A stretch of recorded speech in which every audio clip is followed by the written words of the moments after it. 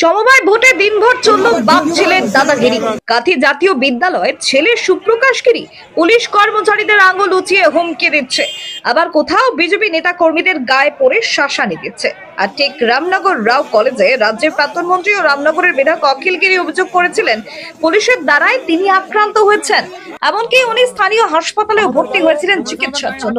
এই যে পুলিশের লোকটা আমাদের গায়ে হাত দিল, কেন এই ধরনের ঘটনা ঘটলো কেন? এই জেরক্স কপি নিয়ে এসেছে, ওকে ভোট দিচ্ছে না, ক্যান্ডিডেটকে বারবার যারা ভোট দিতে এসেছে তাদেরকে সবাইকে হ্যারাসমেন্ট করছে। তার কিছুক্ষণ পর ভয়ঙ্কর ভিডিও সামনে এলো।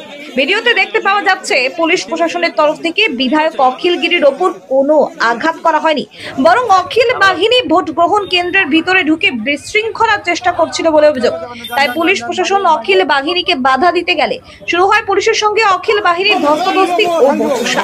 এবং সেই ধস্তাধস্তিতে দেখা যাচ্ছে স্বয়ং অখিল গিরি ধস্তাধস্তিতে পুলিশের সঙ্গে জড়িয়ে পড়েছেন। তাকে বারে বারে পুলিশের কর্মীরা সরিয়ে দেওয়ার চেষ্টা করলে তিনি লাফাতে শুরু করে দিলেন। ভোট গ্রহণ কেন্দ্রের ভিতরে কোনো গন্ডগোল না করতে পেরে বাধ্য হয়ে অখিল গিরি কি অসুস্থ হওয়ার নাটক শুরু করলেন, উঠছে প্রশ্ন।